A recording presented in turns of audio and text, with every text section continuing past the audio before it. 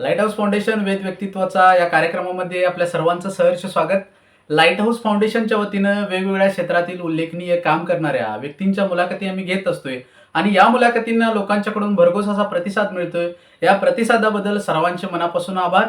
आज देखील अशा वेगळ्या व्यक्तींची मुलाखत घेण्यासाठी मी आलेलो आहे. तर आज अशा वेगळ्या व्यक्तीची मुलाखत घेतोय की जे बहुजन ऐक्य चळवळ या चळवळीचे ते अध्यक्ष आहेत, त्याचबरोबर एम के फाउंडेशनचे अध्यक्ष.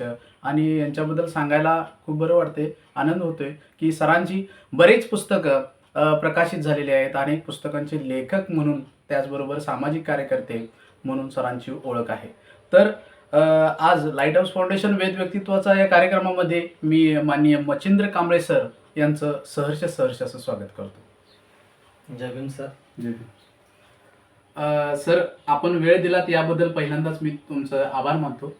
तर आज सर मला सांगा की आपलं शिक्षण आणि बालपण याविषयी आम्हाला माहिती आहे. मी पन्हाळा तालुक्यातील गोलिवडे या छोट्याशा गावातून इथं आलो. आर्थिक परिस्थिती खूप बिकट होती आणि 10वी नंतर कोल्हापूरला आलो. कॉलेज केलं, नोकरी केली, शिपाई म्हणून बँकेमध्ये सुरुवातीला लागलो. हां. आणि मग हळूहळू कॉलेज करत करत पार्ट टाइम जॉब करत आज मी पंचगंगा बँकेमध्ये ॲज अ ऑडिट मॅनेजर म्हणून सध्या काम करतो. अरे वा.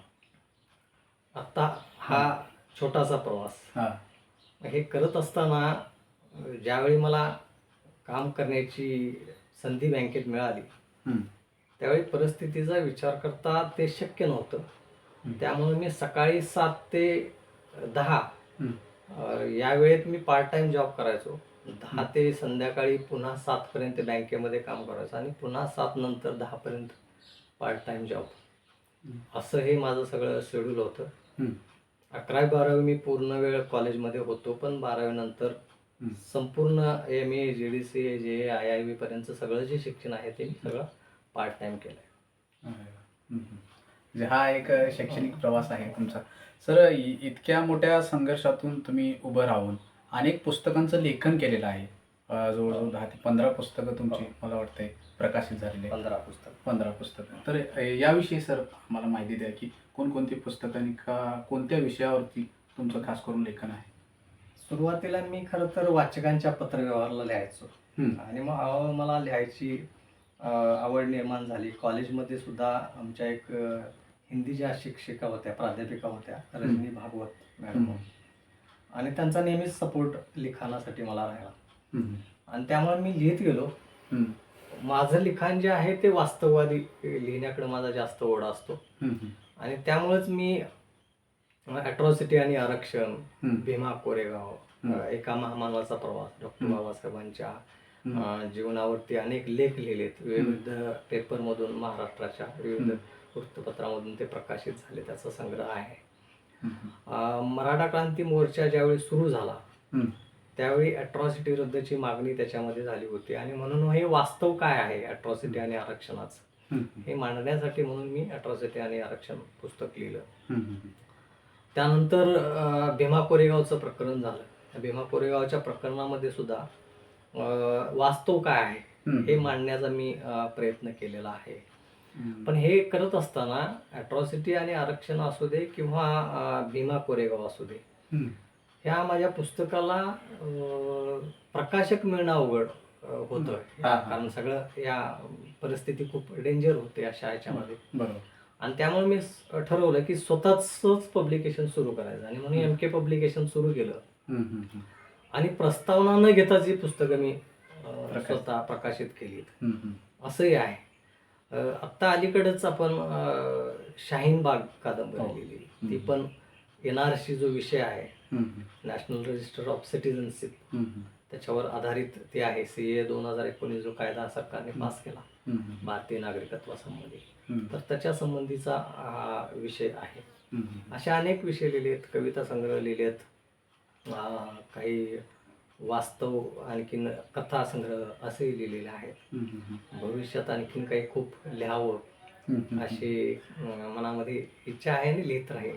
अरे वा वा, खूप शुभेच्छा सर तुम्हाला आमच्याकडून देखील, की तुमच्याकडून असंच नवनवीन लेखन व्हावं आणि ते वाचण्याचं भाग्य आम्हाला मिळावं. सर मला सांगा, की नुकताच तुम्ही आता बहुजन ऐक्य चळवळ ह्या संघटनेचे तुम्ही अध्यक्ष आहात. तर या चळवळीबद्दल काय सांगाल? नेमकं काय आहे? उद्दिष्ट काय आहे? काय सांगाल? बहुजन ऐक्य चळवळीचं उद्दिष्ट असं आहे की आंबेडकरी पक्ष संघटनांनी किमान समान कार्यक्रमावरती एकत्र येऊन हं, आपली राजकीय सत्ता हातात घ्यावी. हं, हं, कारण डॉक्टर बाबासाहेबांनी म्हटलं होतं की शासन करती जमातपणा. हं, परंतु आपल्या चळवळीमध्ये अनेक गटतट झालेत. हं, हं. असायला हरकत नाही आहे. बरेच गट झालेत तरी काय फारसा फरक पडत नाही. पण कॉमन मिनिमम प्रोग्राम काहीतरी असला पाहिजे. हं, हं. कारण गटतट हे सगळीकडे असतात. वैचारिक मतभेद हे सगळीकडे असतात. तर सगळ्या बरं. पक्षांमध्ये असतात. परंतु कॉमन अजेंडा काहीतरी असला पाहिजे आणि हं. तोच कॉमन अजेंडा हं, आम्ही बहुजन ऐक्य चळवळीच्या माध्यमातून लोकांपर्यंत मांडतोय. आतापर्यंत बहुजन ऐक्य चळवळीच्या वतीनं अनेक सामाजिक उपक्रम पण राबवलेत. हं, हं. म्हणजे जसं संविधान जागृती अभियान आहे, हं, हं. NRCच्या विरोधात लोकांची जागृती अभियान आहे, हं. गावोगाव संपर्क अभियान करून समाजातील विहारांची स्थिती काय आहे, हं, हं. आणि तिथं काय काम चालतं, अशा प्रकारची पण आपण अनेक प्रोग्राम त्याच्यामध्ये केले आहे. लोकांना उद्योग हं, हं. कसा देता येईल हं. त्यासाठी मार्गदर्शन, उद्योग मार्गदर्शन आहे किंवा मुलांसाठी MPSC UPSCच्या संदर्भातलं मार्गदर्शन आहे. हं, हं. असे पण आपण कार्यक्रम या संघटनेच्या मार्फत केलेले आहेत. अलीकडेच आपण बहुजन ऐक्य चळवळीच्या वतीनं 2024चं मिशन 2024 हं. असं एक टार्गेट ठेवलं आणि मिशन 2024च्या अंतर्गत हं. सर्व आंबेडकरी पक्ष संघटनांनी एकत्र येऊन 2024ची निवडणूक एकत्रित लढावी हं. यासाठी आपण प्रयत्न करतोय. कारण आता महाराष्ट्राच्या राजकारणामध्ये प्रचंड पोकळी आहे आणि हो. स्पेस आपल्याला हं. कॅप्चर करण्यासाठी खूप जादा चान्स आहे. हं. कारण याचं कारण असं की सर्व जी वेगवेगळे पक्ष आहेत, हं. मग त्यात काँग्रेस असू दे, राष्ट्रवादी असू दे, शिवसेना, BJP असू दे, हं. यांच्याबद्दलची लोकांची कल्पना जी आहे ते आता फोल ठरलेली आहे की त्यांना जे वाटत होतं यांच्याकडून अपेक्षा, बरोबर. त्या अपेक्षा आता राहिलेल्या नाहीत. आता ते आंबेडकरी चळवळीचेच लोक ही अपेक्षा पूर्ण करू शकतात. हं. परंतु आमच्या नेत्यांना हं. त्यांनी जी एक प्रकारची स्वतःची वेगळी दुकानं मांडलेली आहेत, त्यामुळं आपली जी सत्ता यायला पाहिजे होती ती सत्ता येत नाही. हं. आणि म्हणून नेत्यांच्या विरोधात हं. जाऊन काही वेळा हं. आपण हे मिशन 2024 सुरू केलेलं आहे. हं. हं. तर त्याचाच एक भाग म्हणून हं. अलीकडच्या काळामध्ये रामदास आठवले साहेब यांना आम्ही भेटलो. हं. त्यांना एक निवेदन दिलं की किमान समान कार्यक्रमावरती एकत्र या. हं. ॲडव्होकेट सुरेश माने सर आहेत हं. BRSPचे, त्यांनाही भेटलो. त्यानंतर नागपूरला डॉक्टर राजेंद्र गवई हं. आणि प्राध्यापक जोगेंद्र कवाडे हं. यांनाही भेटलो. ते ॲक्च्युली ह्या सगळ्या प्रोसेससाठी तयार आहेत. हं. हं. पण त्यानंतरही नागपूरमध्ये मी प्रेस घेऊन धम्मचक्र प्रवर्तन दिनाची डेडलाईन ह्या सगळ्या आंबेडकरी नेत्यांना दिली. हं. हं. आणि यानंतर आपलं मुंबईमध्ये हं. नुकतंच 15 तारखेला ॲडव्होकेट प्रकाश आंबेडकरांना पण भेटलो. हं. हं. आता हे भेटणं जे आहे, हं. या भेटल्यानंतर आता एक असं आम्ही पुढचं नियोजन करतोय की यांनी आपल्याला काहीच दाद देत नाहीत किंवा एकत्र येत नाहीत. हं. तर यांच्या विरोधात एक जनआंदोलन छेडण्याचा आमचा विचार आहे आणि लवकरच त्याची घोषणा पण केली जाईल. अरे वा, खूप छान. तर आत्ताच तुम्ही सांगितलं की सर तुमचं लेखनामध्ये शाहीनबाग या तुमच्या कादंबरीविषयी तुम्ही उल्लेख केला. तर हा मूळ विषय काय आहे आणि त्याविषयी सविस्तर आम्हाला काय सांगाल? मूळ विषय असा आहे की 1955ला भारतीय नागरिकत्वाचा कायदा झाला. हं. याच्यामध्ये राजीव गांधींच्या काळामध्ये बदल झाला, त्यानंतर वाजपेयींच्या काळामध्ये बदल झाला. हं. पण आता CAA 2019 जो मोदी सरकारच्या काळामध्ये बदल झालेला आहे तो प्रचंड भयानक आहे. हं. या कायद्यानुसार प्रत्येक भारतीय नागरिकाला आपण भारतीय आहोत हे सिद्ध करावं लागणार आहे. हं. हं. आणि ते सिद्ध नाही केलं तर डिटेन्शन कॅम्पमध्ये जावं लागेल. थोडक्यात काय की भारतीय नागरिक नसेल तर त्याला भारताच्या कुठल्याही सोयी सुविधा मिळण्याची आता शाश्वती नाही. आणि म्हणून शाहीनबाग ही जी कादंबरी आहे ही या NPR national population register, NRC national register of citizenship आणि CAA सिटिझनशिप अमेंडमेंट ॲक्ट 2019 या सगळ्या 3 कायद्यांच्या अनुषंगानं त्याच्या विरोधात लिहिलेली ही कादंबरी आहे, ज्याचा हिंदी अनुवाद पण मुंबईमध्ये प्रकाशित झाला आणि ज्याच्यावर आत्ता आपण शॉर्ट फिल्म पण करतोय. कारण हा खूप मोठा विषय आहे. भविष्यामध्ये जसं शेतकरी आंदोलन झालं इथं अलीकडं 1 वर्षभर खूप मोठ्या प्रमाणावर झालं आणि भविष्यात NRCवर CAA 2019 या कायद्यावरती खूप मोठं आंदोलन भारतामध्ये छेडलं जाईल हे नक्की. आणि म्हणून हा विषय मी गांभीर्याने घेतला. अरे वा, खूपच गंभीर विषयावर तुम्ही लेखन केलेलं आहे. खूप छान सर. तर सर आपण जी काही लेखनाच्या माध्यमातून समाजोपयोगी कामं करताय, त्याचबरोबर आपली सामाजिक कार्य देखील आम्ही ऐकून आहे, तर याविषयी देखील आम्हाला थोडक्यात माहिती द्या. सामाजिक कार्याच्या बाबतीमध्ये मी जसं मगाशी तुम्हाला म्हटलं की छोटे मोठे बरेचसे कार्यक्रम, जसे आता महापूर आला तर महापुरात अनेक लोकांना आम्ही प्रापंचिक साहित्य देणं आहे अशी मदत केली. किंवा मुलांना उद्योग पाहिजे आहेत तर त्यांना उद्योगासाठी प्रोत्साहन देणं, माहिती देणं, उद्योग भवनच्या मार्फत काही सरकारच्या योजना आहेत त्या राबवण्यासाठी त्यांना गायडन्स देणं, असे काही उपक्रम आहेत. सामाजिक अंगानं जे काही समाजामध्ये घडतंय त्याची जाणीव कार्यकर्त्यांना, समाजातल्या लोकांना असली पाहिजे आणि म्हणून ते विषय घेऊन आपण समाजात जातो. आता मिशन 2024चं हे सुद्धा एक सामाजिक मिशन म्हणून आपण हातात घेतलं आणि गावोगावी जाऊन आपण पॉवर पॉईंट प्रेझेंटेशनद्वारे त्यांना हे सांगतोय की आतापर्यंतची राजकीय परिस्थिती काय आहे, आपल्या गटाने काय केलं आणि आता भविष्यात आपल्याला काय करायला पाहिजे. म्हणजे असे काही अनेक उपक्रम आहेत. दुसरी गोष्ट अशी आहे की त्यासाठी आपण MK फाउंडेशनची स्थापना केली, जेणेकरून सामाजिक विषयामध्ये अनेक गोरगरिबांना मदत करता यावी.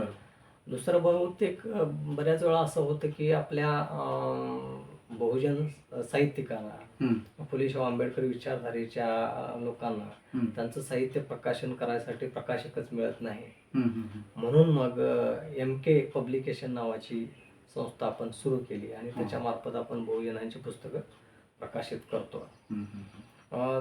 त्याचबरोबर MK फाउंडेशन, MK पब्लिकेशन आणि बहुजन ऐक्य चळवळ, बहुजन साहित्यिक संघ अशा वेगवेगळ्या युनिटच्या माध्यमातून जेवढं काही करता येईल आपण ते करतो आहे. अरे वा, खूप छान सर. आपलं लेखन साहित्य त्याचबरोबर सामाजिक क्षेत्रात देखील आपलं भरीव असं कार्य आहे, हे ऐकून फार बरं वाटलं. तर आता शेवटचा प्रश्न आहे की आजचा जो काही तरुण आहे या तरुणांना आपण काय मार्गदर्शन कराल? हल्ली तरुणांचा ओढा हा सोशल मीडियावरती जास्त आहे. सोशल मीडिया जितका चांगला तितकाच वाईट आहे, परंतु तो वापरण्याची जी पद्धत आहे ती पद्धत हल्लीच्या तरुणांमध्ये विचारपूर्वक केली जात नाही, वापरण्याची पद्धत योग्य नाही आणि म्हणून त्या सोशल मीडियाचा गैरवापर होतोय, चुकीच्या पद्धतीने वापर होतोय. एखाद्या सोशल मीडियाच्या माध्यमातून एखादं जनआंदोलन आपण देशभर पोहोचवू शकतो, परंतु चुकीच्या गोष्टी हल्ली देशभर पोचतात आणि चांगल्या गोष्टी लोकांपर्यंत पोचत नाहीत. त्यामुळे तरुणांना अशी विनंती आहे की तुम्ही चांगल्या गोष्टीसाठी सोशल मीडियाचा वापर करा. जसं व्हॉट्सअप आहे, फेसबुक आहे, इंस्टाग्राम आहे, अशा अनेक सोशल मीडियाच्या साईट्स आहेत. तर त्याचा वापर हा चांगल्या कामासाठी आणि त्याच्यावरून मिळणारं ज्ञान सुद्धा प्रचंड आहे. त्या ज्ञानाचा उपयोग त्याच्या स्वतःच्या डेव्हलपमेंटसाठी किंवा चळवळीच्या डेव्हलपमेंटसाठी त्यांनी करावा, ना की नको त्या गोष्टी करून समाजामध्ये तेढ निर्माण करणं, धार्मिक तेढ निर्माण करणं, अशा काही गोष्टी या समाजाला मारक आहेत. त्यामुळं माझं असं सांगणं तरुणांना राहील की तुम्ही सोशल मीडियाचा योग्य वापर करा. दुसरं, चळवळीतल्या तरुणांना माझी नम्र विनंती आहे अशी की बरेचसे तरुण आता वेगवेगळ्या पक्षांकडे आकर्षित होत आहेत. आंबेडकरी चळवळ सोडून आंबेडकरी चळवळीतल्या तरुणांसाठी माझं एक सांगणं आहे की त्यांनी आता बाकीचे पक्ष सोडावेत आणि आंबेडकरी विचारधारा पकडावी. कारण डॉक्टर बाबासाहेबांनी म्हटलं होतं की शासन करती जमात बना. किंवा सारा भारत बौद्धमय करा.